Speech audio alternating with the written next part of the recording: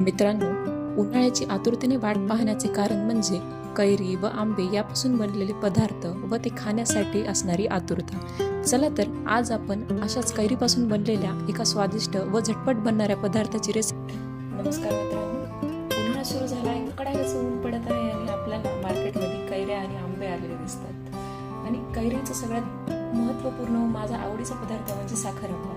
तर आज आपण साखर आंब्याची रेसिपी पाहणार आहोत. साखर आंबा करण्यासाठी सर्वप्रथम आपल्याला 2 कैऱ्या धुवून छानपैकी पुसून घ्यायच्या आहेत व नंतर कैऱ्यांवरचा साल्टांचा लेअर काढून घ्यायचा आहे अशा प्रकारे.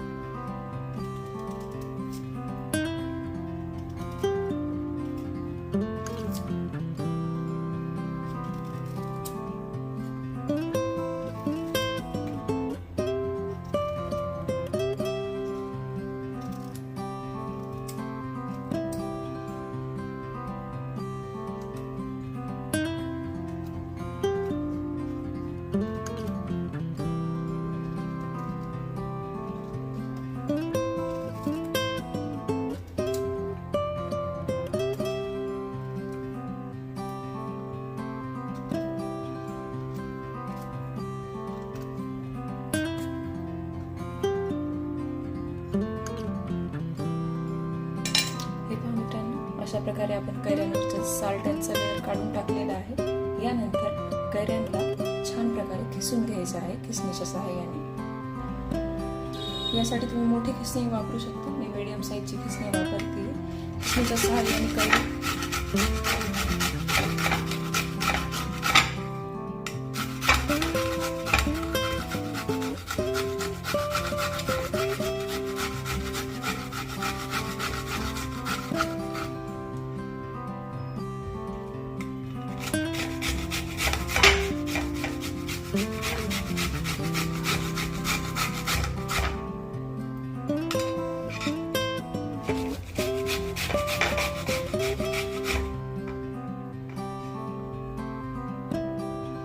हे पहा मित्रांनो, अशा प्रकारे आपण खिसणीच्या सहाय्याने कैरीचा खिस काढून घेतलेला आहे.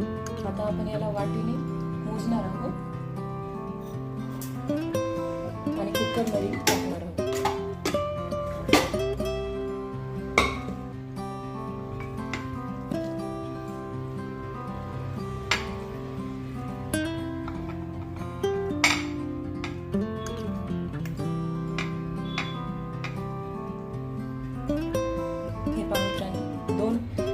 कैऱ्यांचा खिस झालेला आहे. एक वाटी खिस आपण कुकरमध्ये टाकणार आहोत व याच वाटीने 1 वाटी साखर बरोबरीने आपण कुकरमध्ये टाकणार आहोत. तुम्ही साखरेचे प्रमाण कमी जास्त करू शकता.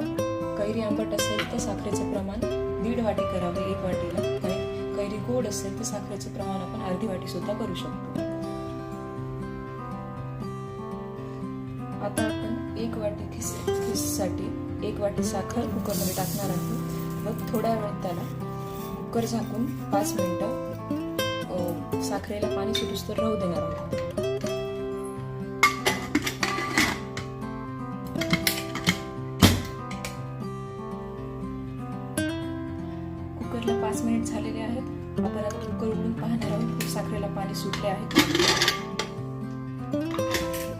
पहा मित्रांनो, साखरेला बऱ्यापैकी छान पाणी सुटलेले आहे. आता आपण त्याच्यात 2 विलायची टाकणार आहोत आणि कुकर बंद करून गॅसवर मंद आचेवर 5 मिनिट ठेवणार आहोत.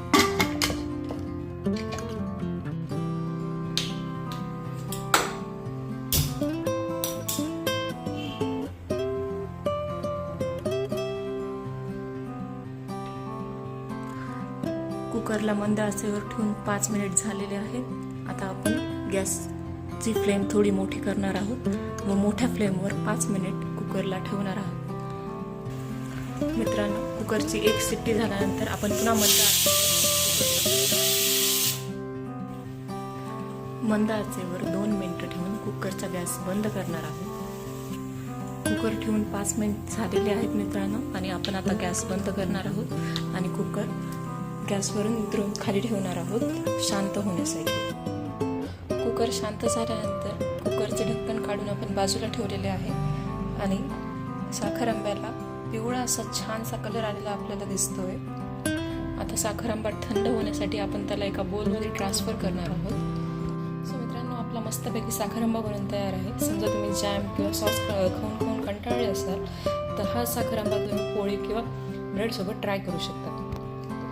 प्लीज व्हिडिओ आवडला असेल तर लाईक करा, सबस्क्राईब करा, शेअर करा आणि कमेंट करा. We will see you in the next video.